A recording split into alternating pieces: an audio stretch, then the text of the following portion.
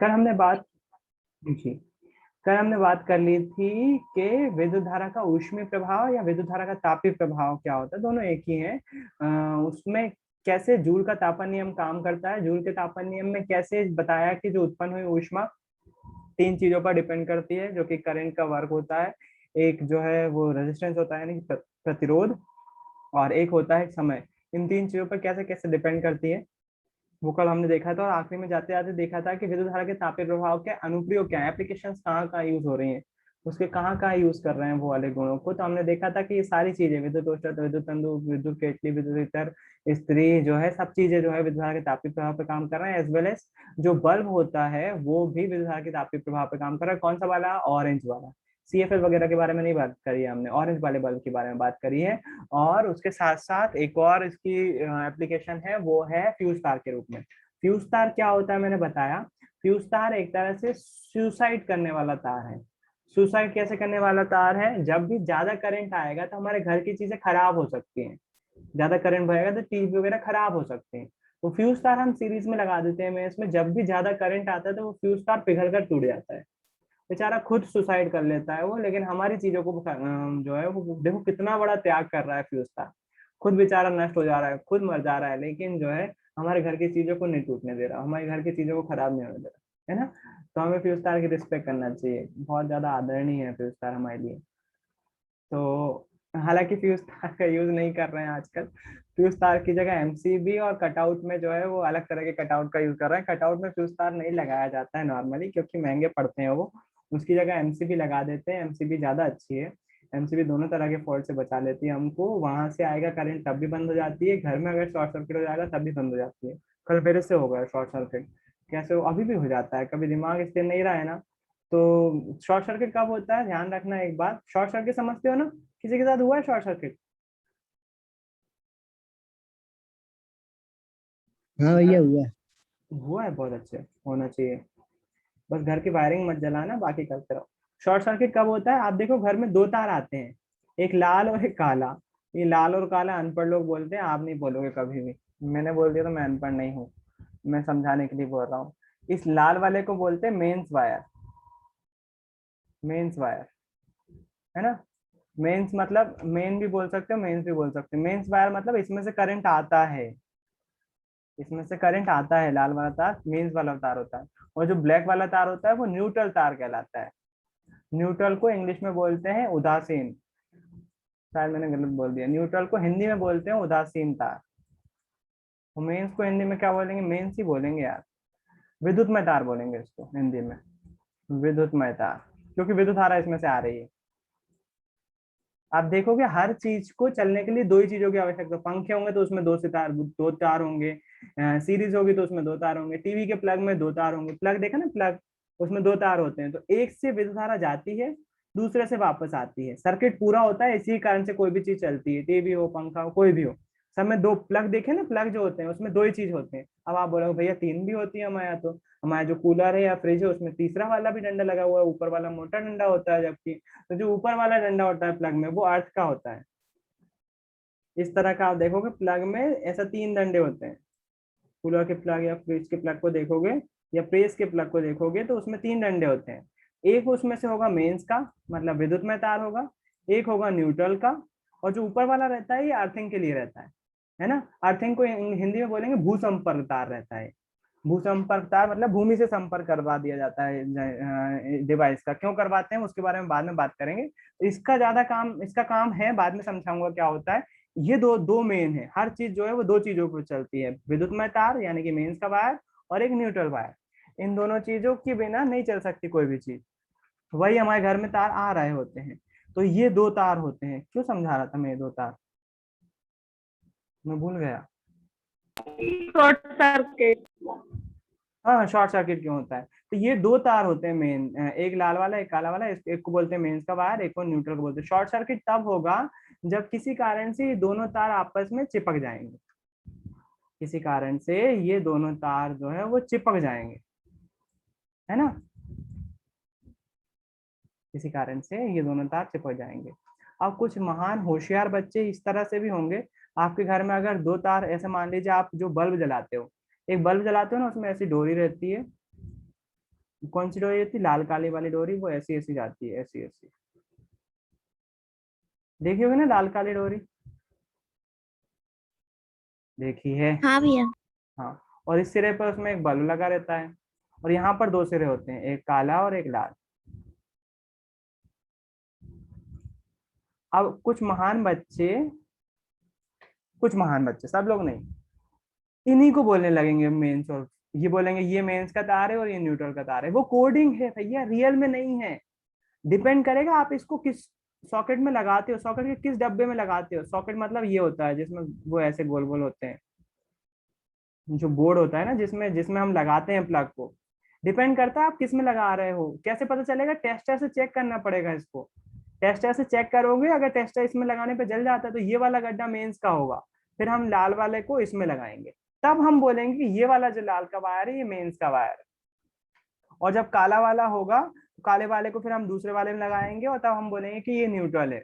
अगर इसका उल्टा कर दिया हमने, लाल वाले को, जो ये मान लीजिए ये मेंस का है, ये न्यूट्रल है, लाल वाले को हमने न्यूट्रल में लगा दिया और ब्लैक वाले को हमने पॉजिटिव में लगा दिया, तो यहाँ पर ब्लैक वाला जो है वो मेंस की भांति काम करने लगेगा, मतलब ब्लैक वाले में करंट आ रहा होगा, है ना? उल्टा लगाना नहीं चाहिए। क्यों क्यों नहीं अपन घर में तो कैसे भी लगा सकते हैं, कोई भी दिक्कत नहीं। जब अंदर की फिटिंग करते हैं, अंडरग्राउंड फिटिंग करते हैं, तो हमको लाल और काले का ध्यान रखना चाहिए। इस बल्ब में कोई फर्क नहीं पड़ता लाल काले का। बात समझ रहे हो मेरे ख्याल से? तो सॉकेट में टेस्टर से चेक करते हैं हम। सॉकेट किसको बोलते हैं? घर में जिसमें स्विच बोर्ड होता है ना, स्विच बोर्ड में इस तरह का एक वो लगा रहता है ऐसा, उसको बोलते हैं सॉकेट। सॉकेट में टेस्टर से पता करना पड़ता है कि मेंस का वायर कौन सा है। टेस्टर जैसे इसमें घुसाओगे तो मेंस के वायर में करंट दिखेगा आपको, और न्यूट्रल वाले में करंट नहीं दिखेगा, हर चीज को। तो ये जब जब भी ये तार जिस भी कारण से, कौन कौन से कारण हो सकते हैं बता सकता हूँ मैं, इन ये दोनों तार आपस में चिपक जाते हैं, तो उस कंडीशन को बोलते हैं हम शॉर्ट सर्किट, है ना? कब होता है? आप इसी तार में देखोगे कई बार, ये जो काला और लाल तार होता है ना, जो गुड़ी माड़ी रहता है, ऐसा ऐसा ऐसा ऐसा गोल गोल रहता है ना, उसी तार में कई बार आप देखोगे वो दो तार जो है वो बिल्कुल चिपक। देखना, ये लाल काले तार है क्या, इसके अंदर कॉपर का वायर है। इस लाल काले इसको छीलोगे तो इसमें कॉपर का वायर रहता है, दोनों में कॉपर के वायर रहते हैं। कई बार जब ज्यादा हम करंट इसमें से गुजर जाता है ना, ज्यादा करंट गुजर जाने के कारण से ये दोनों आपस में चिपक जाते हैं, ये दोनों की प्लास्टिक आपस में चिपक जाती है। और उस चिपक जाने के कारण से क्या हो जाएगा? शॉर्ट सर्किट हो जाएगा। मेंस का वायर कैसे जुड़ जाएगा? न्यूट्रल के वायर से, और क्या हो जाएगा? शॉर्ट सर्किट हो जाएगा। शॉर्ट सर्किट होने के बाद जो मेंस का वायर रहता है या न्यूट्रल के वायर, दोनों में से जो है वो करंट फ्लो होने लगता है बहुत ज्यादा। किसी एक में से भी हो सकता है, जरूरी नहीं है एक में हो, किसी में से भी हो सकता है, नॉर्मली इसी में से होता है, फेस में से होता है। करंट की मान बहुत ज्यादा बढ़ जाता है शॉर्ट सर्किट में, है ना? तो उसको बोलते हैं शॉर्ट सर्किट। और शॉर्ट सर्किट नाम सुना है कि नहीं तुम लोगों ने? सुना है भैया। Short circuit. शॉर्ट सर्किट कब होगा? जब मेंस का वायर न्यूट्रल के वायर से चिपक जाएगा, तब शॉर्ट सर्किट होगा। शॉर्ट सर्किट को हिंदी में बोलते हैं, शॉर्ट को बोलेंगे यहाँ पर, शॉर्ट को छोटा बोलते हैं ना, छोटा मतलब लघु भी बोल सकते हैं ना, लघु बोल सकते हैं ना। और सर्किट को यहाँ पर बोलते हैं, सर्किट को नहीं बोलना चाहिए वैसे, सर्किट का मतलब तो पथ होता है, लेकिन शॉर्ट सर्किट को पूरा मिला के बोलते हैं लघु पथन। लघु पथन, शॉर्ट सर्किट को हिंदी में बोलते हैं लघु पथन। आप शॉर्ट सर्किट भी लिख सकते हो, कोई दिक्कत नहीं। अगर जैसे लघु पथन याद नहीं रहता है, आपको शॉर्ट सर्किट की स्पेलिंग याद नहीं है, ऐसे लिख दो, शॉर्ट शॉर्ट सर्किट, ये तो याद रहेगा ना। बस साइंस में कोई फर्क नहीं पड़ता ज्यादा स्पेलिंग, आप इंग्लिश के शब्दों को हिंदी में करके लिख सकते हो, बिल्कुल साइंस में बिल्कुल लिख सकते हो, कोई दिक्कत नहीं। शॉर्ट सर्किट बता दिया मैंने कैसा होता है। विद्युत शक्ति के बारे में बात कर लेते हैं।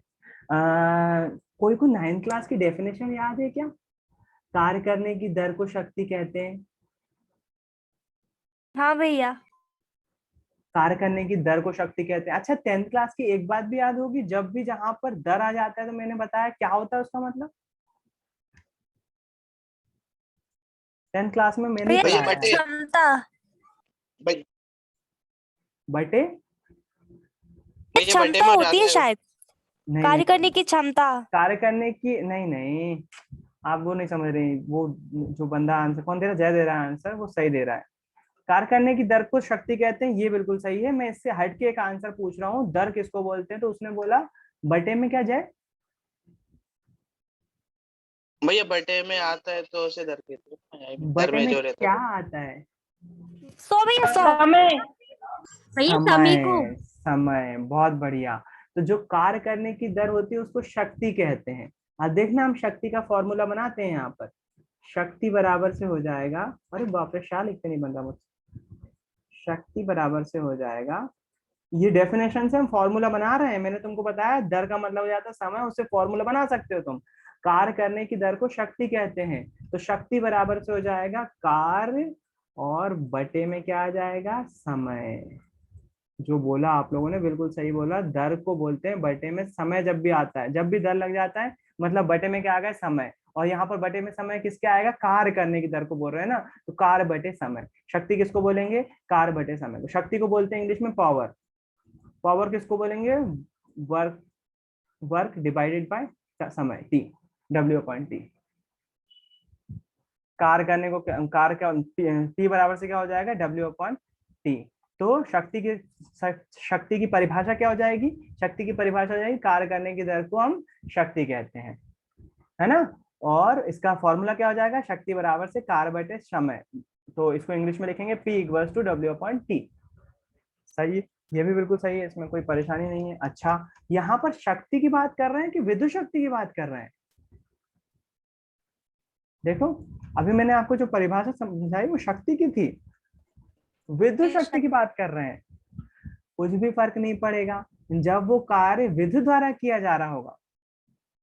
जब वो कार्य विद्युत द्वारा किया जा रहा होगा, और विद्युत द्वारा किए जाने वाले कार्य की दर को क्या बोलेंगे हम? विद्युत शक्ति बोलेंगे। बस आगे दो शब्द लगा दें, विद्युत द्वारा किए जाने वाले कार्य की दर को विद्युत शक्ति कहते हैं। कुछ भी फर्क नहीं है, बिल्कुल वैसा के वैसा ही, कोई भी डेफिनेशन में फर्क ही नहीं है ना। तो यहाँ पर विद्युत शक्ति की परिभाषा क्या हो जाएगी? विद्युत शक्ति की परिभाषा हो जाएगी विद्युत द्वारा, यहाँ पर क्या लगा देना? विद्युत द्वारा। विद्युत द्वारा कार्य करने की दर को विद्युत शक्ति कहते हैं। सिंपल सी बात है कि नहीं है? बिल्कुल सिंपल सी बात है। अच्छा, फॉर्मूला क्या हो जाएगा विद्युत शक्ति का? आगे देखते हैं। समीकरण 2 में हम विद्युत बल की 6 विद्युत ऊर्जा प्राप्त होती है, इससे विद्युत शक्ति जो शक्ति का फॉर्मूला होता है वो होता है P equals to V into I. P equals to V into I, ये होता है ना। समीकरण 12.21 से प्राप्त हुआ है, 12.21 से प्राप्त हुआ है। 12.21 कहाँ निकाला था हमने? 12.21 यहाँ पर जो उससे निकाला है, क्या बोलते हैं, जूल का तापन नियम से शक्ति की परिभाषा निकाली है उन्होंने। क्या, कोई दिक्कत नहीं है, आप केवल डायरेक्ट याद रखो। विद्युत शक्ति का डेफिनेशन क्या हो जाएगी? विद्युत द्वारा कार्य करने की दर को विद्युत शक्ति कहते हैं। इसका फॉर्मूला होता है P equals to V into I. अब बोलोगे, अभी आप बोल रहे थे कि P equals to W upon T, बोल रहे थे ना, बोलोगे। अब भी खुद नहीं बोला, बोले कि कार्य करने की दर को शक्ति कहते हैं। अभी फॉर्मूला बोल रहे थे P equals to W upon T, अब बोल रहे हो P equals to V into I. ये क्या मामला है? दो दो बात क्यों कर रहे हो बेटा? ये कार्य का फॉर्मूला था, कार्य का फॉर्मूला था। कार्य का फॉर्मूला क्या था? कार्य करने की दर को हम शक्ति कहते हैं, जबकि यहाँ पर हम विद्युत शक्ति की बात कर रहे हैं। विद्युत शक्ति किसके बराबर होगी? वोल्टेज इंटू करंट के, V इंटू आई के। जितना विभवांतर होगा उसमें हमको विद्युत धारा का मल्टीप्लाई करना पड़ेगा, उसको मल्टीप्लाई करने पर हमारे पास क्या आएगा? विद्युत शक्ति आएगी, है ना। और आप इसको जो है वो इस फॉर्म में भी लिख सकते हो, इस फॉर्म में भी लिख सकते हो। कैसे? अपन ने जूल के तापन में नियम में लिखा था, कार्य बराबर से ये आया था ना। देखो, इसको उल्टा सॉल्व करो जरा, उल्टा सॉल्व कर रहा हूँ। जो पहला फॉर्मूला पड़ा था वोल्टेज और करंट का, वो क्या था? वी का फॉर्मूला क्या था? वी का फॉर्मूला था W अपॉन क्यू। पता नहीं मुझे, आपको याद है कि नहीं? सबसे पहले हम लोगों ने पढ़ा था। और आई का फॉर्मूला था Q अपॉन टी। Q से Q कट गया, बचा क्या? W upon T. आप गुस्सा इसी के लिए कर रहे थे ना मुझ पे? यहाँ पर वही आ गया, P equals to W upon T. कार्य करने की दर को शक्ति कहते हैं। बस हमने उसमें क्या करा? V और I के फॉर्म में लिख दिया। क्यों लिख दिया? क्योंकि हम विद्युत शक्ति के बारे में बात कर रहे हैं। और उसको भी हम जब सॉल्व करेंगे तो हमको W/T ही मिलना है, Q से Q कैंसिल हो जाना है, तब भी हमको W/T ही मिलना है। तो ये सिंपल कार्य की, सिंपल शक्ति की परिभाषा के अनुसार फॉर्मूला होता है, और विद्युत शक्ति का फॉर्मूला होता है P = V/I, है ना। तो कंफ्यूजन मेरे ख्याल से कुछ रहा नहीं होगा, सिंपल सा फॉर्मूला है, सिंपल सी परिभाषा है, बहुत आसानी से याद भी हो गई होगी। तो विद्युत द्वारा कार्य करने की दर को हम विद्युत शक्ति कहते हैं, और इसका फॉर्मूला हो जाएगा P मतलब पावर, P = V/I।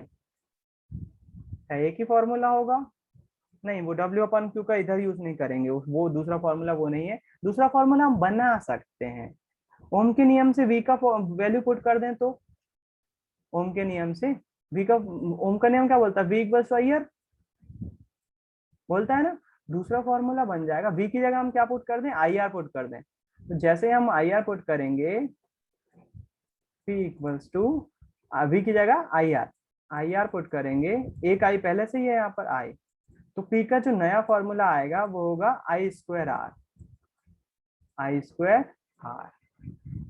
ये हमारे पास विद्युत शक्ति का दूसरा फॉर्मूला हो जाएगा। अच्छा, ये तो मैंने V की वैल्यू पुट करी ओम के नियम से, I की वैल्यू भी तो पुट कर सकता हूँ, I = V/R, ये भी तो पुट कर सकता हूँ मैं ओम के नियम से ही, I = V/R।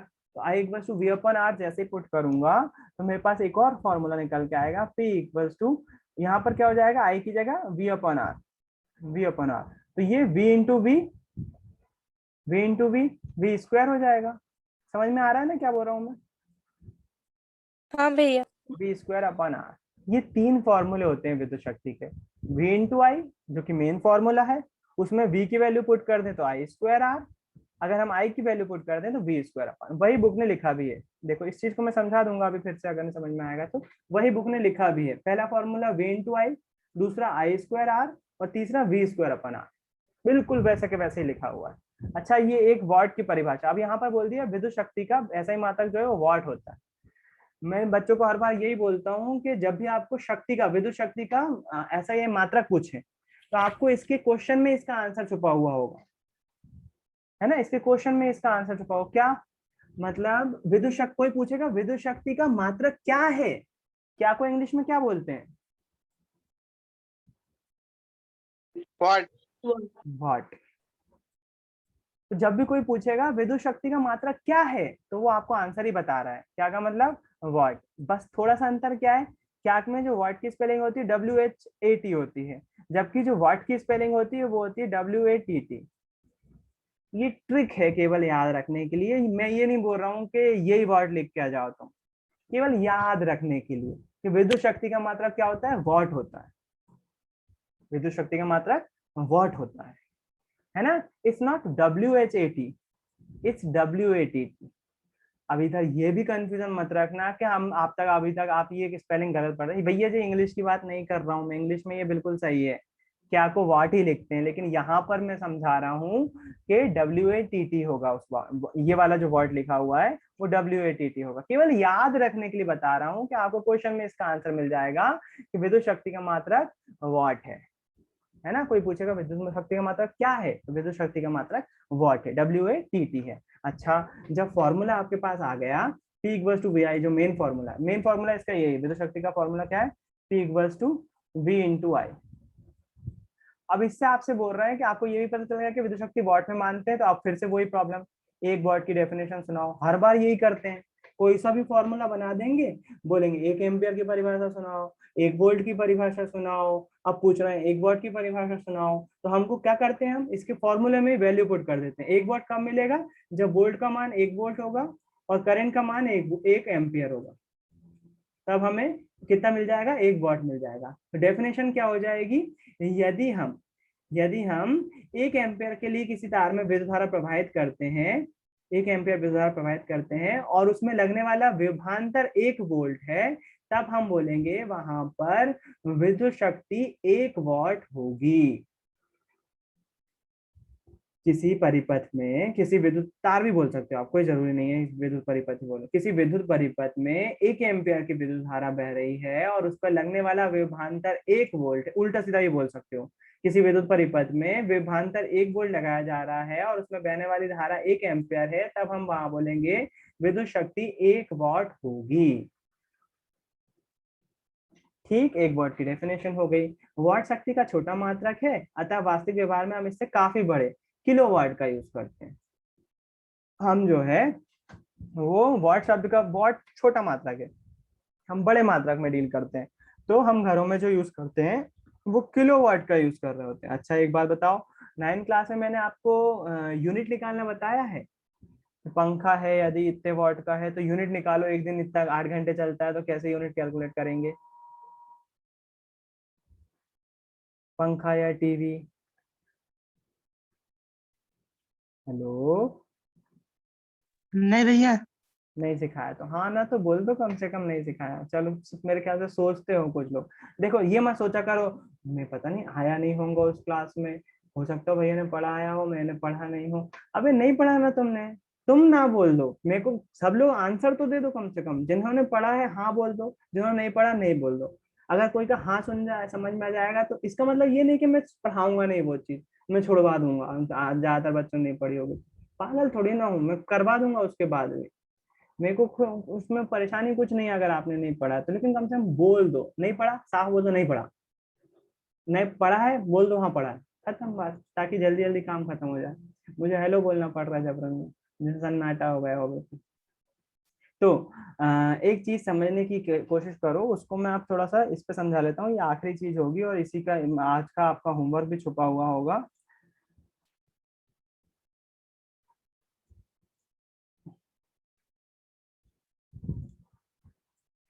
एक प्रैक्टिकल चीज करेंगे अपन। घरों में बिल देखिए, बिल आते हैं आपके घरों में? कोई चोरी से तो नहीं चलाता? घरों में बिजली के बिल आते हैं? आते हैं भैया। हाँ भैया। 2 मिनट, ये पता नहीं इसको क्या होगा स्क्रीन को। चलो, घर में जो बिजली के बिल आते हैं तो कई बार आपने खुद बोला होगा या फिर बोलते हुए सुना होगा घर वालों को, इस बार तो हमारी 150 यूनिट का बिल आया है, या इस बार तो हमारी यूनिट बहुत ज्यादा जल गई है, या 150 यूनिट का बिल इतना रुपए आता है। यूनिट शब्द सुना है कि नहीं? सुना है। हाँ ये सुना है। बढ़िया है, बहुत अच्छी बात है, सुना जी है। तो भैया। आप एक काम करोगे, आप घर में जो बिल आता है आपके घर में उस पे ये यूनिट सर्च करोगे कहीं लिखा है कि नहीं लिखा है ना? नहीं लिखा होगा। अभी कर सकते हो क्या? कोई अपने आसपास बिल होगा तो देख सकते हो क्या मेरे लिए?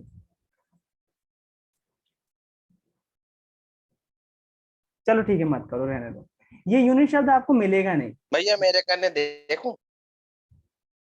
देख ले, यूनिट शब्द हो सकता है मिल भी जाए।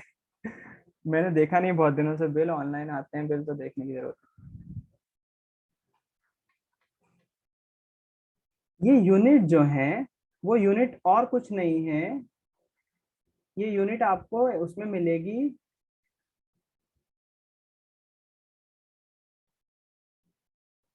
ये यूनिट आपको जो बिल में मिलेगी वो भैया नहीं मिलेगी, लिखा। वो मिलेगी किलोवाट भैया आवर में। ये दिख रहा होगा कहीं जय लिखा हुआ, स्टार्टिंग में 3-4 लाइनों में ये दिख रहा होगा किलोवाट आवर।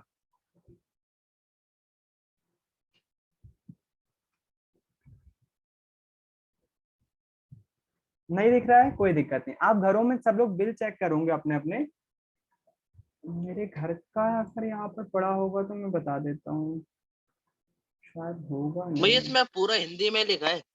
हाँ हिंदी में ही आते हैं आजकल बिल।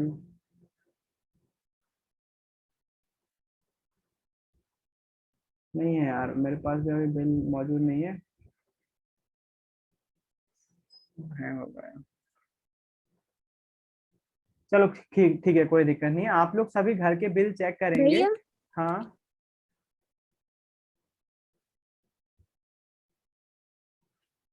4200 वॉट लिखा है भैया।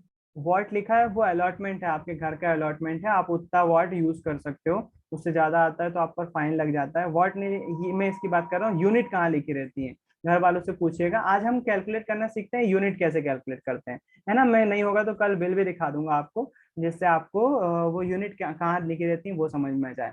ठीक, अपन यूनिट कैलकुलेट करना सीखते हैं, कैसे यूनिट बनती है ना। मान लीजिए घर में हमारे फ्रिज है, रेफ्रिजरेटर है ना।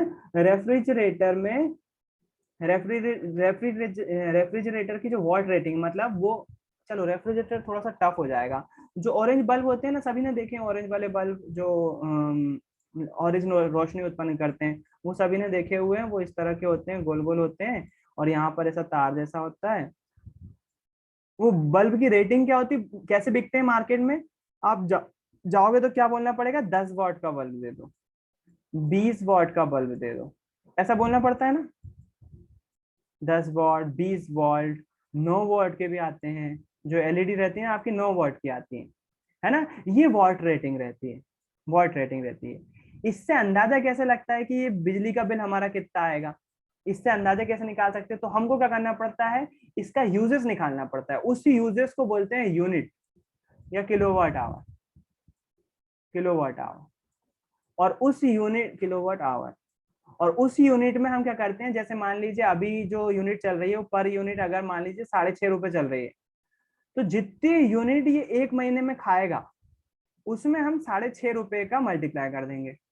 हमारे पास ये पता चल जाएगा कि एक बल्ब कितनी यूनिट खाता है और एक बल्ब का बिल कितना आता है। हमारे घर में जो बिल आता है ना, वो सब अप्लायंसेस का मिला जुला आता है।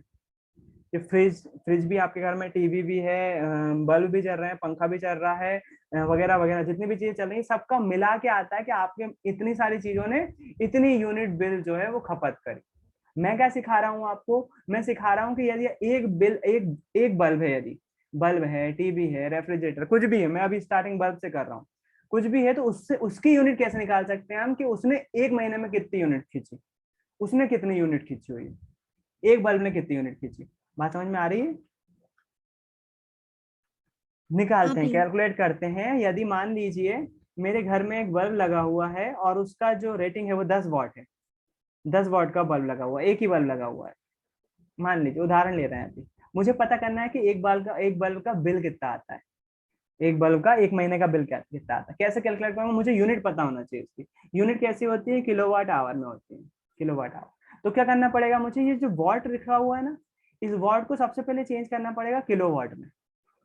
किलोवाट में छोटी से बड़ी इकाई में जा रहे हैं, 1000 का मल्टीप्लाई करेंगे, डिवाइड करेंगे, ये 10 वॉट है, इसको किलोवाट में चेंज करना है। और 1 किलोवाट में 1000 वॉट होते हैं।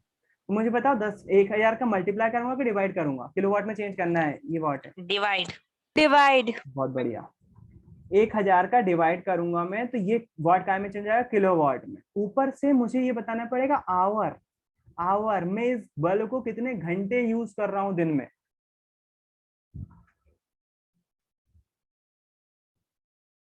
मान लीजिए उदाहरण के लिए मैं 6 बजे तक, 7 बजे बल्ब चालू करता हूँ, 7 से 8, 9, 10, 11, 12, 12 तक मान लेते, 5 घंटे चला रहा हूँ एक दिन में, एक दिन में 5 घंटे चला रहा हूँ। तो 30 दिन में कितने घंटे चला रहा हूँ? एक दिन में 5 घंटे, 30 दिन में कितने घंटे? 150। 30 गुणित 5 मतलब 150। बिल्कुल सही। मैं क्या करूंगा, इन 150 घंटों का यहाँ पर किलोवाट आवर में मल्टीप्लाई कर दूंगा, 150। ठीक, अब क्या करेंगे, इसको सॉल्व कर लेंगे। 0 से 0 कैंसिल, 5 से काट दू, 5 दिया 15, 5 दूनी 10, 20, 3 का बाद 10 में करेंगे, 30/20, 0 से 0 कैंसिल, 2/3 यानी 2 एकम 2, बचेगा 1, दशमलव लगाया 10 हो जाएगा, 2×5 = 1.5 किलोवाट आवर। मतलब एक बल्ब जो कि 10 वॉट का है, मैं दिन में 5 घंटे चला रहा हूँ उसको। कितने घंटे?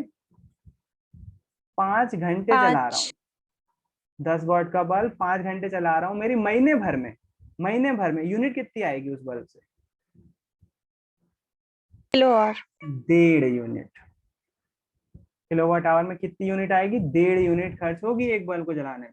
और मान लीजिए उदाहरण के लिए, अभी तो मेरे को एग्जैक्ट रेट नहीं पता हुआ है एक यूनिट का कितना रेट है, मान लीजिए उदाहरण के लिए 7 रुपए यूनिट भी है, यदि एक यूनिट का 7 रुपए यूनिट है यदि, तो 7×5 की 5, हासिल की 3, 7 एकम 7 और 3 10, एक अंक बाद दशमलव। अगर मैं 10, ये क्या आ गया, ये रुपीस में आपके पैसे आ गए। मतलब यदि मैं कोई बल्ब जो कि 10 वॉट का है, हर दिन प्रतिदिन घंटे, दिन में जो है वो 5 घंटे चला रहा हूँ, एक महीने में अगर 1 यूनिट का कीमत 7 रुपए है, तो मुझे एक बल्ब का कितना बिजली का बिल देना पड़ेगा? 10.5 रुपए। बात समझ में आई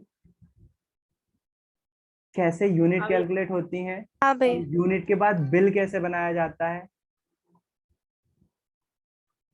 हाँ भैया आ गई। अच्छा, एक चीज आपके घर में जो सभी के घर में होगी लगभग, वो होगी रेफ्रिजरेटर। रेफ्रिजरेटर जिसको हम फ्रिज के नाम से जानते हैं। आपको सबसे पहले पता करना है कि आपका फ्रिज कितने वॉट का है।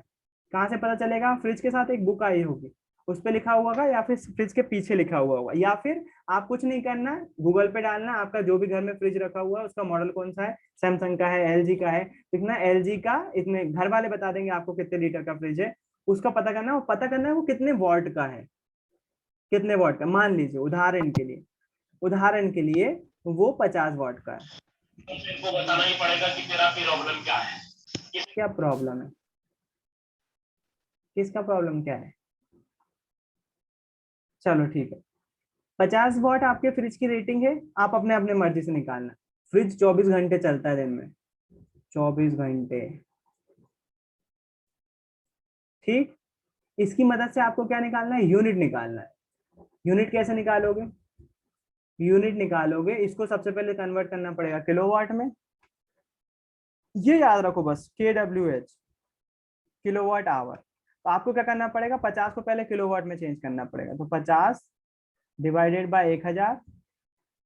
अच्छा, यहाँ पर महीने भर की बात कर रहा हूँ यदि मैं, तो घंटे कितने जाएंगे? एक दिन में 24 घंटे, 30 दिन में कितने घंटे? 24 शून्य शून्य, 24 दूनी 48, 24 दिया,